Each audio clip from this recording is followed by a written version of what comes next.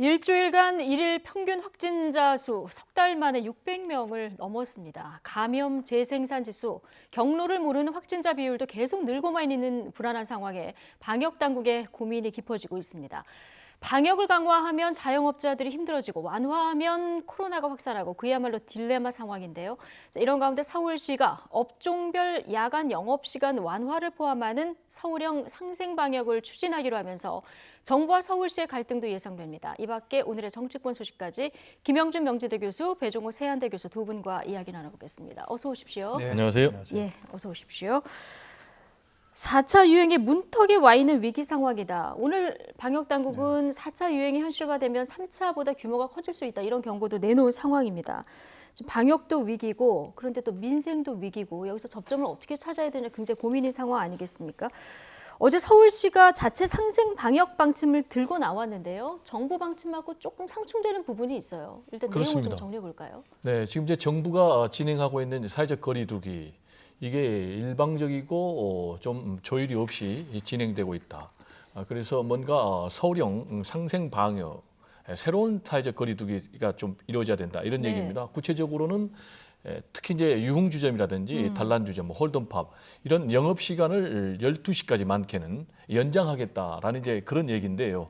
타이밍상으로 좀 맞지 않는 것 같아요. 아시겠지만 방금 앵커께서도 말씀하셨지만 지금 이제 4차 대유행이 사실상 현실화되고 있다라고 전문가들이 경고하고 있지 않습니까? 그렇게 되면은 뭐 일일 확진자 수가 1,000명이 넘어설 걸로 우려하고 있는 이런 상황인데 이런 상황에서 사회적 거리두기 단계를 오히려 강화해야 된다라고 전문가들이 얘기하고 있는데 이걸 더 완화하는 쪽으로 가게 될 경우는 오히려 더 이 코로나19를 확산시키는 그런 문제가 되지 않겠는가라는 이제 굉장히 우려가 되고 있는 그런 상황이고요. 그리고 이제 이게 과연 구체적인 그런 방법론이 있느냐라는 것과 관련해서도 본인은 뭐 자가진단 키트를 얘기를 했는데 자가진단 키트에 대해서는 지금 전문가들 여러 가지 우려의 목소리가 높지 않습니까? 그래서 본인 입장에서는 이제 새로운 서울시장으로 야권 출신의 서울시장으로 본인이 일을 시작했기 때문에 좀 차별화를 해야 되겠다라는 이제 그런 입장인데 아직은 좀 시기적으로 맞지 않는 그런 상황이 아닌가 이런 생각이 좀 듭니다. 예, 좀 시기적으로는 맞지는 않는다. 네. 아직 확정된 안은 아니고 방향만 이제 제시를 한 건데 그 유흥업소들 같은 경우는 정부에서 이제 영업 금지 제한 조치를 하니까 어딜 가도 북적북적한데 왜 우리만 단속하냐 이런 이제 볼매 목소리도 나오는 이런 상황 아니겠습니까? 자, 그런데 자영업자들이 이런 고충 반영한 방침이긴 합니다만 자칫 지금 말씀하신 대로 중앙정부하고 이게 혼선이 좀 있을 수도 있고요. 자칫 코로나를 더 확산시키는 기폭제가 될 수도 있다 이런 우려도 나오는데 지금 어떻게 방향을 잡아가야 될까요? 지금 서울시장이 얘기하는 새로운 방역 패러다임의 전환, 본인은 뭐 이제 상생형 패러다임이라고 얘기를 하는데요. 이 말을 누가 하셨을까요? 2달 넘게 계속된 방역 강화 조치로 국민들의 피로가 누적됐고 소상공인 자영업자들의 생계가 벼랑 끝으로 내몰렸다. 문재인 대통령이 말씀하신 겁니다. 2월 25일 날 수석보좌관 회의를 하면서 그러면서 어떤 표현을 썼냐면 이제 정부의 방역의 대책을 자율과 책임에 기반을 둔 방역으로 전환하겠다. 그때 2월 15일 날 얘기했고 지금 이제 4월이지 않습니까? 2달 만에 다시 이제 방역에 대한 기본적인 점검을 하는 상황이 온 거죠. 물론 이제 저는 현 상황 속에서 오세훈 시장이 얘기한 거나 대통령이 얘기한 거나 방역 방향에 대한 거는 저는 절대적으로 공감을 합니다. 소상공인이라든지 자영업자가 너무 힘들고 차라리 나를 밟고 가라고 얘기할 정도가 되니까. 다만 감염 재생산 지수가 1.12 그리고 감염 경로를 모르는 사람의 비율이 28.2%라고 오늘 발표를 했어요.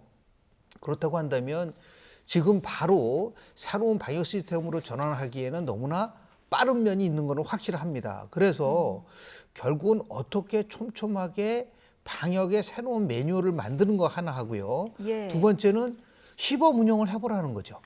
전면적으로 하지는 말고. 그래서 저는 중요한 게 영업시간을 늘리는 것보다 중요한 거가 뭐냐면 영업시간을 늘렸다고 가정을 했을 때요. 그러면 거기 공간에 같이 있었던 사람 중에서 확진자가 나왔을 경우에 얼마나 빨리 이것을 알려주느냐라는 이게 더 중요한 게 아닌가요?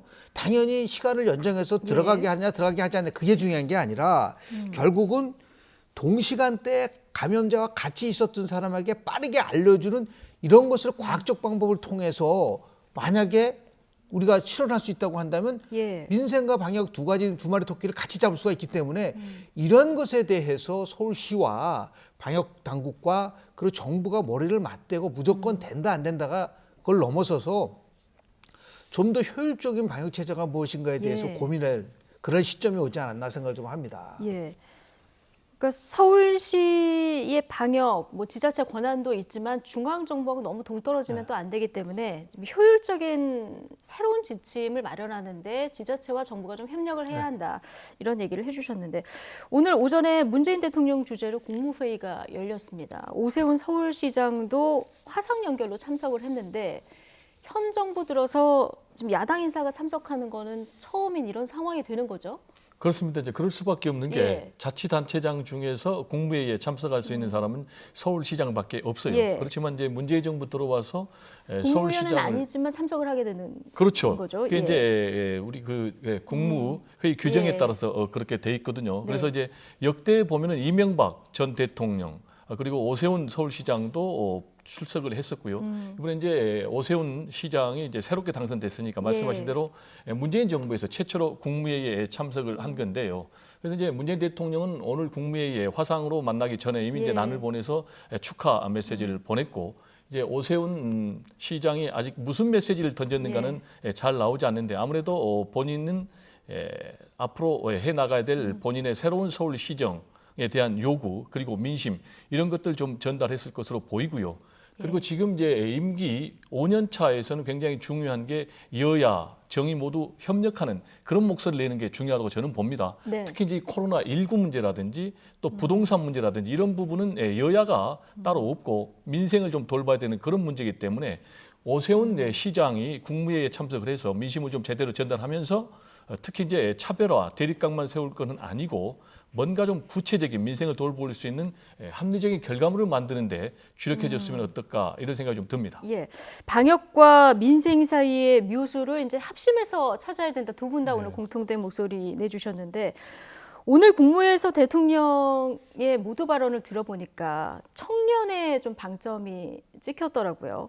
청년들의 일자리를 하나라도 더 늘릴 수 있도록 정부가 마중물이 돼야 된다. 그리고 부동산 대책도 청년 주거 안정이 절실한 민생이다. 이런 얘기를 했거든요. 이 발언 어떻게 들으셨습니까? 실제로 이번 보궐선거에서 여당이 참패한 원인 분석을 해보면 청년들의 반란이 굉장히 심했지 않습니까?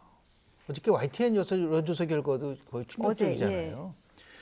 청년들, 특히 젊은 세대들이 지금 일자리에 대한 고민들 그리고 실업률이 보면은 20% 이상 넘은 게 아니냐라고 하는 통계가 나와요. 저도 비대면 하기 전에 학교에서 강의를 하면 정말 힘듭니다.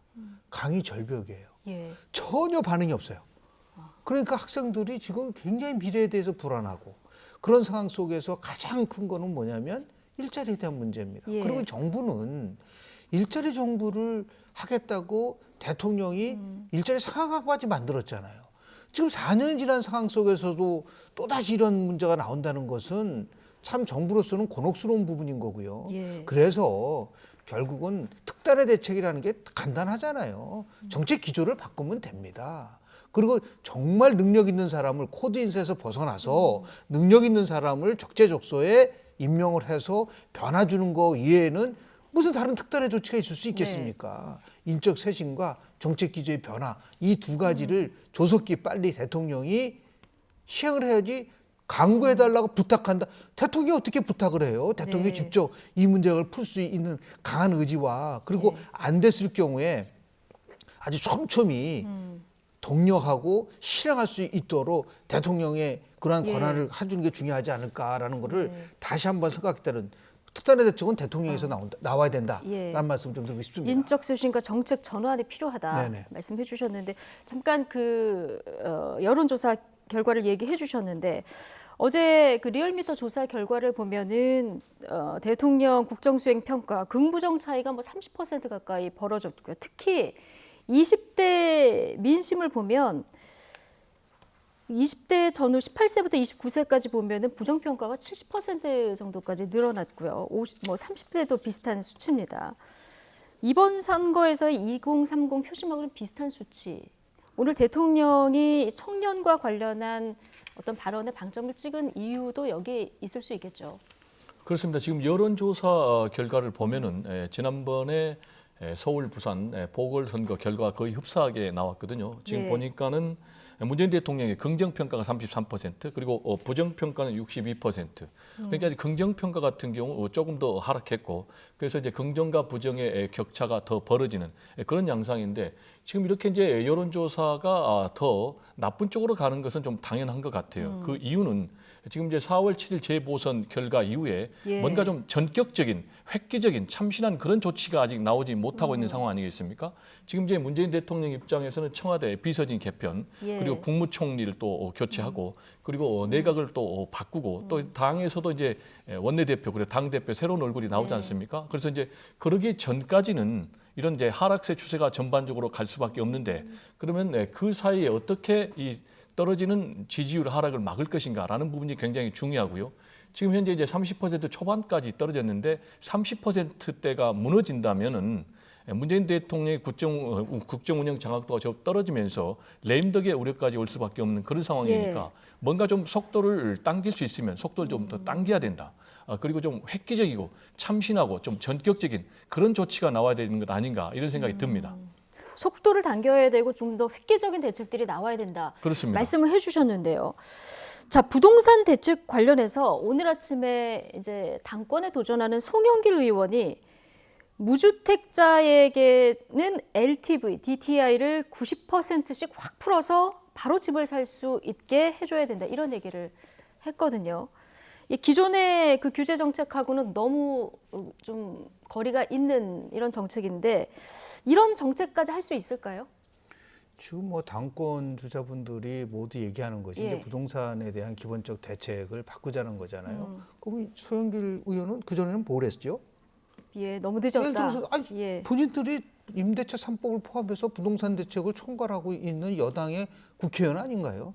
제 말은 그동안 수없이 많은 지적한 것을 전혀 받아들이지 않은 상태에서 이제 당권 투쟁한 당권 경쟁 나오니까 뭐 이러한 여러 가지 부동산 대책 얘기를 해요. 그래서 말로 하지 말고 실행을 좀 했으면 좋겠다는 것이 핵심적인 사항이고요. 그래서 대통령이 이제 아마도 제가 볼 때는 이제 청와대 참모진을 개편하지 않겠습니까? 이 현재 민심을 받아들여서 그러면서 정말 그동안 듣지 못했던 여러 가지 얘기를 듣고 지금까지는 청와대 정부라는 것이 엄밀하게 맞으면 정확한 표현일지 몰라요. 민주당이 사라지고 청와대가 모든 것을 주도했던 것을 이제는 집권당이 주도권을 갖고 청와대와 집권당의 수평적 관계에서 민생을 챙길 수 있는 거로 전환해야지만이 이 민심에 이러한 흐름을 바꿀 수 있지 않을까라는 생각이 좀 들어서요. 모든 당권에 도전하고 있는 의원분들이 그거를 그냥 오로지 당대표만 되겠다는 것이 아니라 처음부터 아주 면밀하게 무엇이 잘못됐는지를 잘 성찰해보고 몇 가지 뭐 LTI, DTI를 비율을 바꾸는 거 가지고 부동산 대책이 변화될 것인가라는 것이 아니라 근본적으로 공급 주도의 대책을 통해서 지금도 그거를 민간 주도냐 공공 주도 말을 지금 못하고 있잖아요. 박영선 서울시장 후보도 처음에는 혼용을 얘기를 하고 있다가 나중에는 정책 변화가 아니다고 얘기를 하는 이런 식으로 아주 근본적 문제와 관련돼서 좀 접근했으면 좋죠. 이런 식으로 무주택자들에 대한 이런 비율을 바꾸겠다. 좀 더 많은 국민들이 체감하고 특히 20, 30대의 청년 세대들이 전세 대란이라든지 집값 상승 때문에 갖고 있는 상대적 박탈감이라든지 자산 양극화에 대한 문제를 어떻게 해결할 것이냐에 대한 좀 더 전향적이고 좀 더 실용적이고 좀 더 국민들에게 체감할 수 있는 정책을 꼭 좀 만들어서 집권당이니까 의회에서 국회에서 이 문제가 입법화될 수 있도록 하는 그런 조치를 취해야 되지 않을까 생각을 좀 합니다. 정부가 지금까지 집값 잡겠다고 굉장히 여러 차례 대책을 내놨습니다만은 집값을 결과적으로는 좀 올린 이런 상황이 됐는데 부동산 정책 지금까지 정부 기조는 정책 기조는 그대로 가져가겠다 이런 목소리가 많았는데 오늘 대통령의 언급도 있었고요. 좀 여당 내에서도 정책 기조를 좀 시사하는 이런 발언이 나왔습니다. 배종호 교수님 보시기에는 어떻습니까? 부동산 정책 방향을 획기적으로 좀 바꿀 거라고 예상하십니까? 지금 이 부분이 상당히 청와대 또 정부 여권 예. 입장에서는 곤혹스러운 부분인데요. 지금까지 이제 내놓은 기본 기조는 국정 운영 기조 또 부동산의 근본 기조는 바꾸지 않겠다라는 네. 이제 그런 입장이거든요. 즉 구체적으로 얘기하면은 오세훈 시장 등 야권에서 주장하는 재개발 재건축을 완화하는 민간 중심의 공급보다는 공공 중심의 공급 정책을 계속하겠다라는 이제 그런 입장이니까요. 그렇지만은 현실적으로 얘기하셨지만 대출 문제라든지 또 세금 문제라든지 이런 부분에 대해서는 뭔가 좀 조정이 있어야 되지 않느냐라는 그런 목소리가 굉장히 높고 또 이제 송영길 의원 등 비롯해서 정청래 의원까지 내부에서도 이런 부분에 대해서는 좀 뭔가 현실적인 보완과 수정, 개정이 좀 필요하다 그런 입장이 나오고 있기 때문에 내부에서 이 노선을 가지고 상당히 좀 앞으로 진통과 갈등이 예. 예상될 수밖에 없지만은 현실적으로 지금 대선이 11개월밖에 남지 않았고 특히 이제 부동산으로 이반된 민심을 돌리지 않으면은 대선에서 정권을 재창출할 수 있는 가능성이 상당히 부족하기 때문에 제가 볼 때는 국정 운영의 원칙과 기준을 지킨다 하면서도 현실적인 부분은 수정과 보완을 할 수밖에 없는 그런 상황이 아닌가 또 그렇게 할 것으로 전망이 됩니다. 예, 어떻게 정책이 이제 변화돼 갈지 이 부분도 좀 주목해서 봐야 되고 또 이 레임덕이 가시화된 청와대의 고심도 깊어 보이는데 곧 있을 개각으로 또 출구를 찾을 수 있을지 앞서 이제 김영준 교수님 말씀하신 인적 쇄신 이 부분인데요. 어제 청와대 정무수석의 이철희 전 의원이 유력해 보입니다. 이 전 의원 지난 2019년 총선 불출마 선언 당시 정치가 조국 전 장관에 대한 공방만 반복하고 있다면서 부끄럽다. 자, 이런 이야기를 하기도 했었죠. 당시 발언 듣고 오시겠습니다. 국정감사가 시작되고 오늘까지 저는 단 하루도 부끄럽지 않은 날이 없었습니다. 오늘도 저는 부끄럽고 좀 창피합니다. 누구를 탓하려고 하는 말이 아닙니다. 부끄러워서 법사위원 못하겠고요. 창피해서 국회의원 못하겠습니다. 2년 만에 여야가 바뀌었습니다.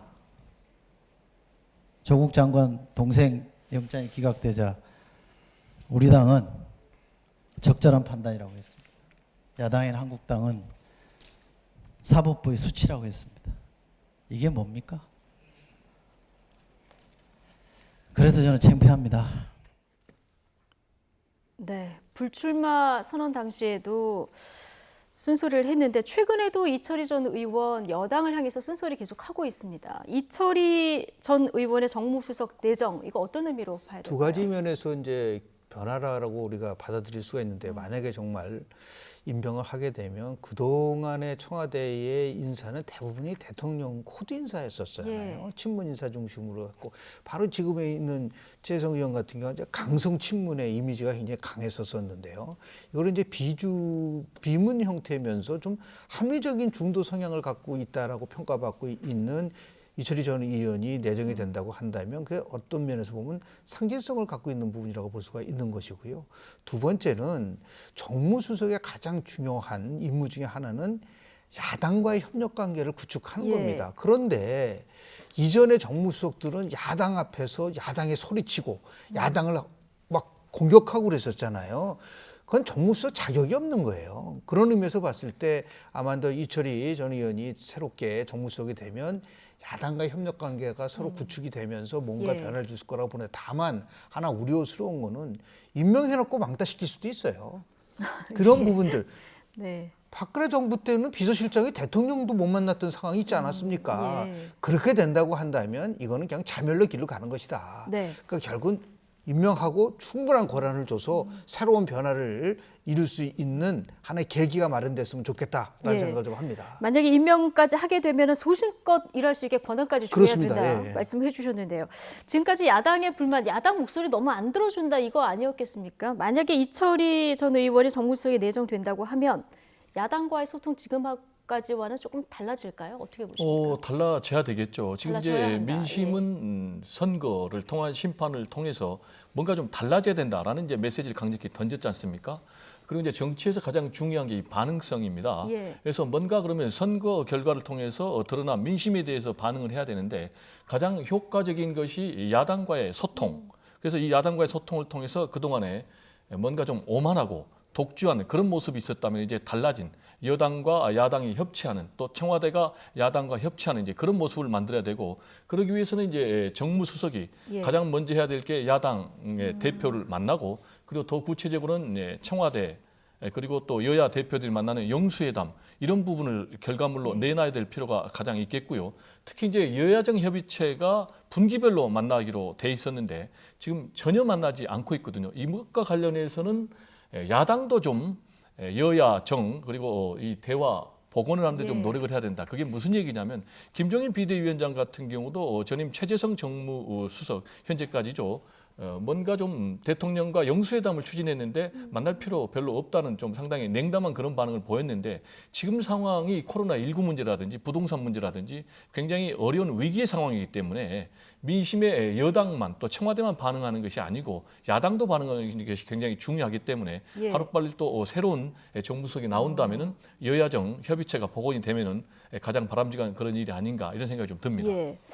이제 개각의 핵심은 뭐 청와대 수석비서관들하고 장관들 하면 이제 총리 인선이 있지 않겠습니까? 정세균 총리는 사임이 임박한 것 같고 조만간 이제 인선이 이루어질 텐데 굉장히 많은 분들이 지금 하마평에 오르고 있는 상황입니다. 제3의 인물 발탁 가능성도 있는데 전체적으로 봤을 때 임기 후반에 어떤 총리를 임명해야 레임덕이 가시화되지 않을까 어떻게 보십니까? 저는 두 가지라고 보는데요. 하나는 결국은 관료들이 임기 말이 되면은 잘 아시잖아요. 폭지부동하는 부분들도 많고 그래서 관료를 얼마만큼 잘 설득을 해서 국정을 마무리하느냐라는 게 제일 중요하기 때문에 그런 의미에서 볼 때 상징성이라든지요, 그거보다는 경륜이 좀 많은 분이 결국 맡아야 될지 않을까라는 생각이 좀 듭니다. 잘 아시다시피 김영삼 정부 마지막에 총리가 바로 고건 전 총리였었어요. 행정의 달인이었었잖아요. 그렇게 해서 마무리를 했었던 경우가 있기 때문에 이번에도 이제 그런데 첫 번째 방점을 좀 둬야 되고 보고요. 두 번째는 결국은 지금 뭐 편가르기 시작해서 진영의 논리 때문에 아주 극단적인 분열이 지금 돼 있는 상황이라고 우리가 얘기할 수 있기 때문에요. 뭐 최근에는 뭐 정치 갈등을 넘어서서 세대 갈등, 뭐 여러 가지 갈등이 많기 때문에. 정말 통합을 좀 이뤄낼 수 있으면서 그래서 국민들에게 좀 안정감을 줄 수 있는 분, 요 두 가지가 좀 방점이 돼야 되지 않냐. 물론 거기에 이제 경제살이까지만 된다면 더 좋겠지만 최소한도 나름대로의 경륜과 더불어서 통합이라고 하는 것을 통해서 마지막 임기를 마무리할 수 있는 그런 부분들이 좀 있었으면 좋겠고요. 이제는 물론 대통령이 얼마나 권한을 주느냐는 문제도 굉장히 중요한데 대통령은 나름대로 마무리하는 과정 속에서 오히려 대통령보다 총리가 일을 더 많이 해야 될지도 몰라요. 그런 의미에서 보면 정말 경륜 있는 분이 마지막 총리의 직을 맡으셔서 마무리를 좀 잘했으면 좋겠다라는 생각을 좀 들고 싶습니다. 차기 총리는 경륜 그리고 통합 두 가지 키워드로 얘기를 해주셨고요. 자, 이제 재보선 끝나자마자 정치권은 이미 이제 대선 구도로 넘어갔는데 역시 태풍의 눈은 윤석열 전 검찰총장의 행보입니다. 지지율이 뭐 왔다 갔다 하는데 재보선 기간에 살짝 급락하지 않았습니까? 7%포인트 정도 윤석열 전 총장 지지율이 빠진 이런 여론조사 결과가 있었는데요. 재보선 끝나자마자 한 첫 여론조사 결과가 있는데 다시 오차범위 밖에서 이재명 경기지사를 따돌린 결과가 나왔습니다. 어떻게 해석해야 될까요? 지난번에 한 7%포인트 하락한 것은 과연 대표성이 있는가라는 부분과 관련해서 좀 의심이 들고요. 그리고 다시 이제 오차범위 밖에서 1위 자리를 탈환했는데 전반적으로는 이재명 그리고 윤석열 두 사람이 1, 2위를 다투고 있는 현상이 제가 볼 때는 객관적인 분석이 아닌가 이렇게 생각이 되고요. 지금 이제 윤석열 전 총장 같은 경우는 최근의 행보를 보면은 확실하게 대권 행보를 하고 있다라고 볼 수밖에 없어요.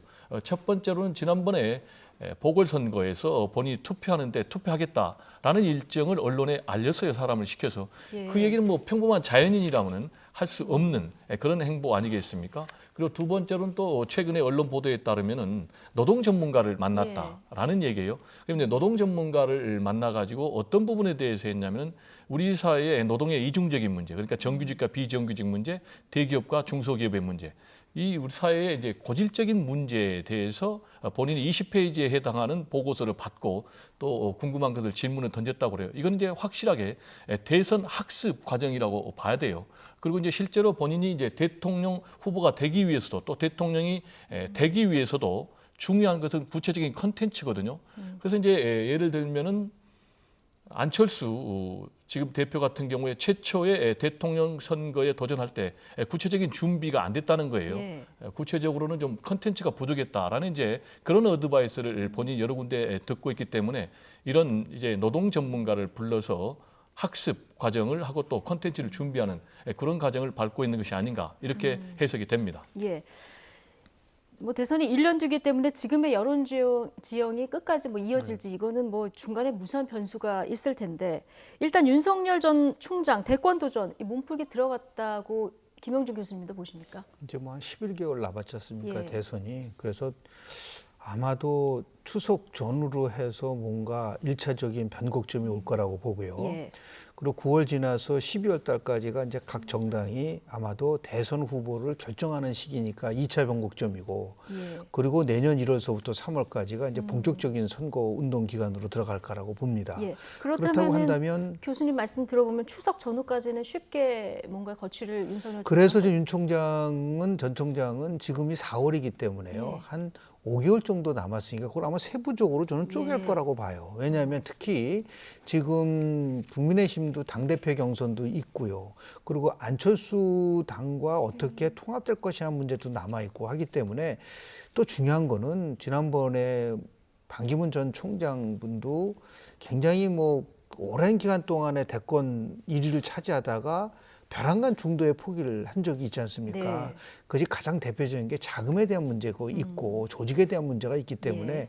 이것이 제대로 구축되지 않은 상태에서 무조건 대권 선언한다고 해서 그게 얼마나 시득이 될 것이냐. 저는 그렇게 보지 않거든요. 차라리 그 기간 동안에 정책적인 사항에 대해서 자기 비전을 다듬는 시간을 한두 달 더 갖고 나서 그리고 나서 아마 본격적으로 정치 행보를 하지 않을까라는 생각이 좀 들었어요. 그런 의미에서 예. 보면 저는 지금까지 윤석열 전 총장이 보여준 행보는 적절하다고 봐요. 왜냐하면 뭐 지금 반문 정서에 기대서 지지율이 올라간 건지 아니면 무엇 때문에 윤석열 총장을 지지가 이렇게 높은지에 대한 얘기는 없고 예. 그냥 무조건 지금 주자 선호도만 계속 나오다 보니까 제가 볼 때는 조금 좀 부족한 면이 좀 있어요. 좀 심층적으로 왜 저런 현상들이 나타나느냐. 그리고 윤석열한테 기대하는 게 뭔지에 대한 것을 본인 스스로가 잘 파악을 해서 준비를 해서 대권을 한번 하든지 정치 행보를 하든지 그러한 준비 단계가 한 최소한도 2달 정도는 지속되지 않을까라는 생각을 좀 합니다. 관망하고 좀 분석하는 시간이 필요하다. 그렇습니다. 네. 예.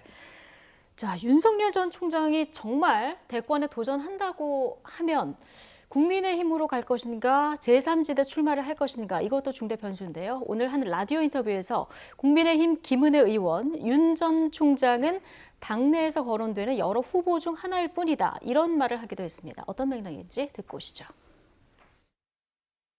윤석열 전 총장이 이제 정치 행보에 나서서 어딘가에 소속이 된다는 거를 판단할 시점이 된다면 그때는 저희의 당도 아마 적극적으로 나서지 않을까 생각을 하지만 여러 거론되는 후보 중에 하나일 뿐이라고 생각을 합니다. 저희 당에서도 후보가 있고요.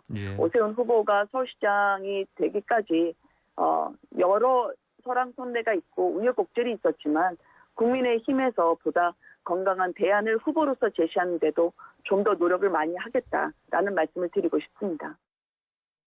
최근에 김종인 전 위원장이 자강론을 강조하면서 떠나지 않았습니까? 김은혜 의원의 얘기도 비슷한 맥락으로 해석할 수도 있을 그렇습니다. 것 같은데. 네, 자강론이란 이제 원칙론을 얘기한 거라고 봐야 돼요. 지금 이제 국민의 입장에서는 야권은 재편돼야 된다. 그렇지만은 그 중심에 국민의 힘을 중심으로 하는 야권 재편의 플랫폼이 만들어져야 되고, 그래서 그 과정을 거쳐서 뭐 윤석열 전 총장 그리고 안철수 대표도 들어와야 된다 이런 입장 아니겠습니까? 예. 그래서 그 원칙론을 얘기하면서 원오브 됩니다. 그 중에 한 명이다라고 얘기를 한 건데요.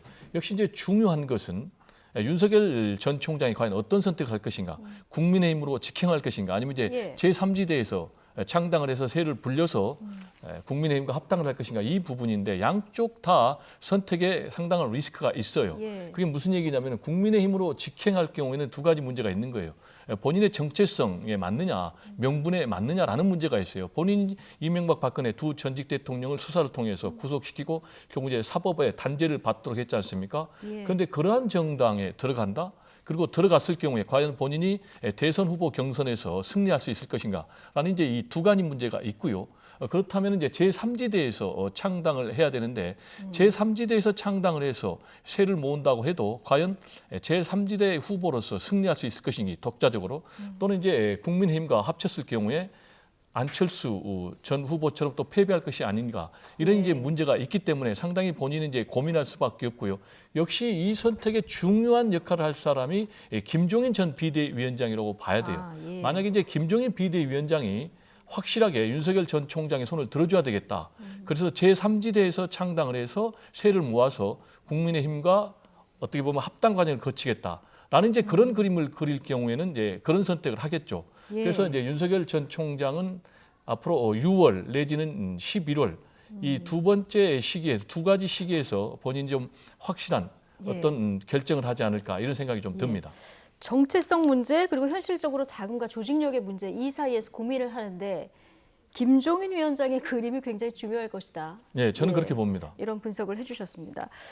금태섭 전 의원은 제3지대에서 윤 전 총장까지 합류할 수 있는 새 정당을 만들겠다, 뭐 이런 입장입니다. 자, 안철수 대표의 행보도 관심인데 지금 국민의힘과의 합당 가지고 양당 간에 지금 힘겨루기가 좀 되고 있는 모양새 아니겠습니까? 합당 문제는 어떻게 될까요? 국민의힘과 국민의당. 일단은 저 안철수 대표 입장에서 볼 때는 합당을 결코 서두르지 않을 거라고 좀 봅니다. 그러니까 결국 이제 국민의힘 전당대회가 먼저 이루어지고 나서 그 이후에 통합이 진행되지 않을까라는 생각이 좀 들고요. 지금 조금 전에 말씀하신 거를 요약해서 말씀을 좀 드리면 야권 재편은 크게 세 가지 방향이 있어요. 첫 번째는 국민의힘 중심으로 모든 것을 하나로 묶는 하나의 방법이 하나 있겠고요. 두 번째는 지금 금태섭 의원이 얘기하는 거는 결국은 중도 대통합을 통한 제3지대를 통해서 나가는 방향을 얘기하는 거라고 봅니다. 그런데 중요한 것은 그 이후에 결국은 중도 대통합 신당이 만들어진 다음에 국민의힘과 현재와 같이 야권 단일화 운동을 통해서 가져갈지, 아니면 중요한 포인트는 제3지대에서 중도 대통합 신당이 오히려 국민의힘을 흡수 통합할 수 있는 방법도 있을 수 있다는 겁니다. 그 보관이 저는 바로 김종인 비대위원장의 보관이라고 봐요. 만약에 국민의힘이 제대로 성찰하지 못하고 또다시 과거로 돌아가면 미련 없이 국민의힘을 버리고 결국은 제3지대에서 국민의힘의 일부의 의원들이 이탈해서 나가는 빅텐트를 만들 수 있다. 이게 바로 프랑스 마크롱 대통령의 모델이라고 봅니다. 제3지대가 만들어졌을 때 그럼 여론 지형, 얼마나 지지를 받는, 이 굉장히 중요하겠군요. 결국은 막판에는 누가 얼마나 강력한 대권 후보를 갖고 있느냐라는 싸움으로 좁혀지잖아요. 그러니까 정권 창출을 위해서 결국은 저는 국민의힘이라는 이 정당이라는 거는 이제는 당명은 저는 사라질 거라고 봅니다. 왜냐하면 국민의힘과 국민의당이 결합이 돼도 당명이 바뀔 것이고, 윤석열 총장이 다시 한번 만들어서 들어가더라도 국민의힘이라고 하는 이름 가지고는 절대로 정권 창출할 수 없다. 그러니까 결국은 아까 얘기한 정체성의 문제, 명분의 문제, 현실성의 문제로 간다고 한다면 결국은 똑같이 n분의 1의 지분을 가지고 동참하게 되는 새로운 형태의 결국은 정치 조직이 만들어질 수밖에 없다. 국민의힘, 국민의당, 윤석열 총장이 만드는 이 세력, 이 3자가 나름대로 승리연합연대를 만들어서 선거 이후에 권력을 배분하는 형태로 가는 그러한 식의 야권 재편이 이루어질 가능성이 저는 굉장히 크다고 봅니다. 교수님 보시기에는 서울시장 구도하고 대선 구도는 조금 다르게 된다는 것입니다. 그렇게 될 겁니다. 알겠습니다. 너무 그 범야권 얘기만 해서 이제 여당 여권으로 좀 넘어가 보겠습니다. 가장 유력한 대선 주자는 역시 이재명 경기도지사입니다. 그런데 지금 친문 진영에서는 유시민 노무현 재단 이사장의 대선 등판을 요청하는 목소리도 종종 나오고 있죠. 최근 유시민 이사장이 한 유튜브 방송에서 한 발언을 기점으로 유 전 이사장이 다시 호출이 됐는데요. 한편에서는 정치 참여 가능성을 일축하는 이런 목소리도 나옵니다. 잠시 듣고 오시겠습니다.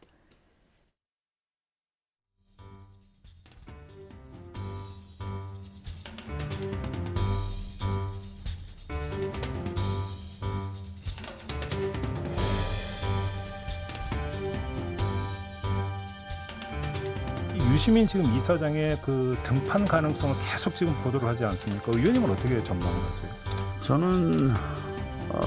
저는 현재까지는 그런 의지가 없는 것으로 저는 보고 있습니다. 정치는 모르지만 네.